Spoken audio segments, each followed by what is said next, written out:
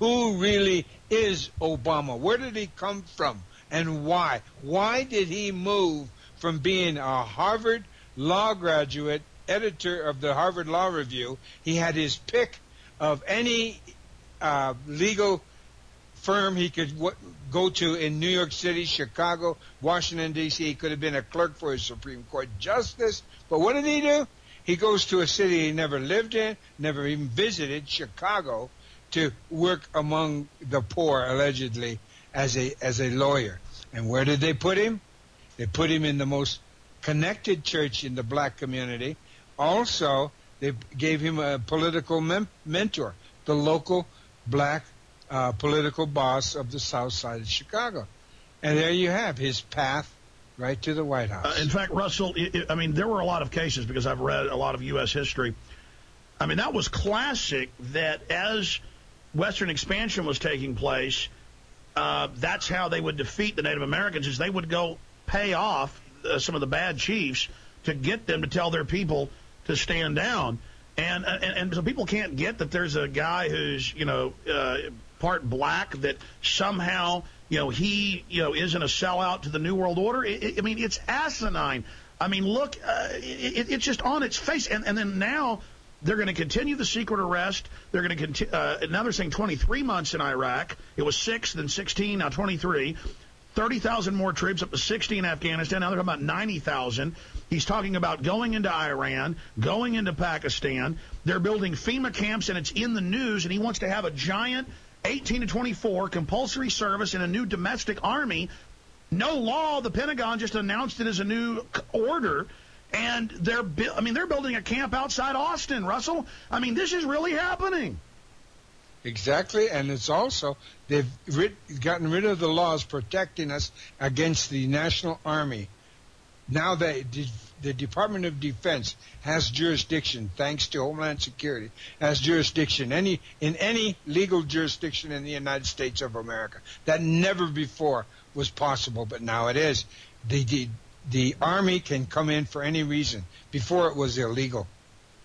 Well, that's right. First it was 4,000 troops, then 20,000 troops. Now they're saying, 50,000 troops. Northcom and the governors are no longer over the National Guard. And the Army Times states, we are preparing to engage the American people. Is that not high treason and the government breaking its treaty through the Constitution and Bill of Rights with the people? Because that's a treaty with those colonies. It's the same thing. They've completely broken the treaty, admitted it themselves, and are saying, according to Time magazine in this New World Order article, the title is New World Order. Zoom in on this, folks. It says a foreign global bank will rule the United States now. I mean, it's incredible. That was institutionalized in 1913, the banks ruling America. And we got to remember that when we went, and I mentioned this earlier, that we were a productive country up until the end of the 1950s, and then they started the switcheroo to making us consumers and emptying out all the production of America. They've emptied that out, and it took them less than 25 years. By the mid-'80s, we were a consumer nation. That's why Bush could say, go shopping. It's because that's what this country runs on now, consumerism. Because they want you dependent on them, just like the Native Americans.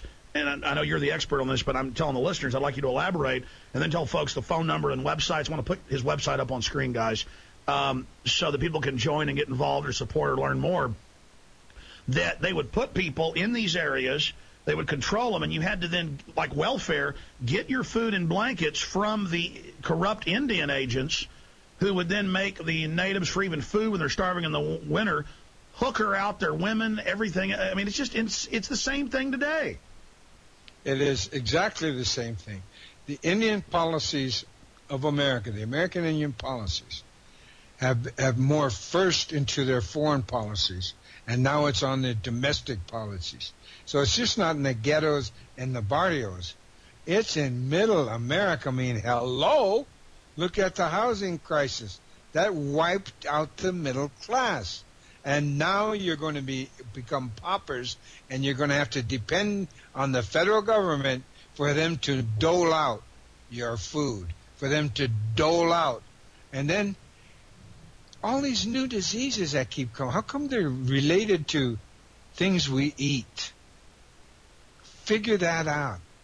Just figure that out. But we've got to be responsible, and we're all responsible for our own freedom. Not how and what we eat, but our freedom comes first. Our freedom comes before eating. Our freedom comes before work. Our freedom is the most important part of life. And if you don't know that, then you are a sheeple. Because everything flows out of liberty. If you don't have the freedom, the liberty, it's over. But you know, a lot of folks I have on claim, you know, the core is our group. You know, the core model is what happened to us. You know, people tend to centralize things around themselves. But I've studied broad history. And when you say that so much of the modern world system is based on the experience of the enslavement and extermination of 90+% of Native Americans, it's true. I've read the British reports. I read Hitler's speeches and Mein Kampf and his concentration camps and everything he did, what he did in Russia. It was all modeled after what was done to the natives, and that's been used all over the world, and it really is the model. And so that's what we're black folks saying. You can't have a man in the house. The government's going to give you money for your home to put them in an inner city so they can then ship in drugs, put the men in prison, knowing the family would break down. I've got slave manuals written in the time of Julius Caesar when they would grab Germanic slaves of how they broke up the family, separated the men, put them on reservations to break them down. It's the same thing over and over again. One of the hardest things about, and the best things about liberty and being free is you become family-oriented. Now, I'm not talking about blood family. I'm talking about now once we become adults, we can choose our own family. You know, when we're born, we're not born into our family of choice. But when you're being free, you can choose your families. And if you look at Europe today, after all their tumultuous history, but they haven't emptied out their countries. They still make their own shoes, their own clothes, grow their own crops, make their own steel, and have all of the things necessary for a strong, vibrant country by itself, let alone joining together in the European Union. But America, emptied out. America's emptied out. That is not freedom, and that's not responsibility. Responsibility and freedom are one and the same. So if you're welcome to the Republic of Lakota, if you're responsible. Absolutely. Tell folks the best website to visit and a phone number. Of course, the republicoflakota.com and russellmeansfreedom.com. russellmeansfreedom.com. We've got that up on screen right now. Thank you. The phone number for the Republic of Lakota is 605-867-1111.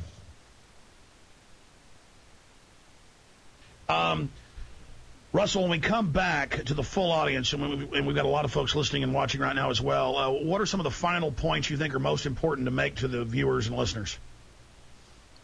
Well, as we tell all the people who contact us and they want to move to the Republic of Lakota, and you're free, you can buy your own land. We even have people who are connected with the real estate.